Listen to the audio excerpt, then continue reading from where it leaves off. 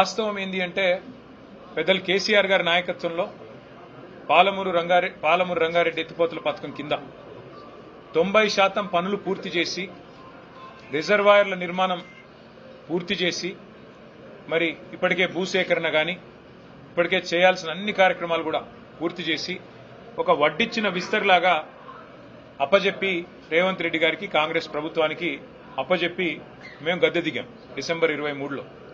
ఇప్పుడు కేవలం రేవంత్ రెడ్డి గారు చేయాల్సిన పనల్లా ఒక 10% పని పూర్తి చేసి కాలువలు పూర్తి చేసి నీళ్లు బ్రహ్మాండంగా తీసుకునే అవకాశం ఉంది, ఇచ్చే అవకాశం ఉన్నది. మరి ఆ పని చేయకుండా రేవంత్ రెడ్డి గారు ఏం చేస్తున్నారు? ఎక్కడ వెంటనే పూర్తి చేస్తే ఇదంతా కేసీఆర్ గారు కట్టిన కరివేనా, ఇదంతా కేసీఆర్ గారు కట్టిన వట్టెం రిజర్వాయరు, ఇది కేసీఆర్ కట్టిన ఉద్దండాపూర్ రిజర్వాయరు, ఇది కేసీఆర్ గారి ప్రభుత్వం కట్టిన నార్లాపూర్ రిజర్వాయరు అని చెప్పి, ఏదుల రిజర్వాయరు అని చెప్పి ప్రజలకు గుర్తొస్తుంది.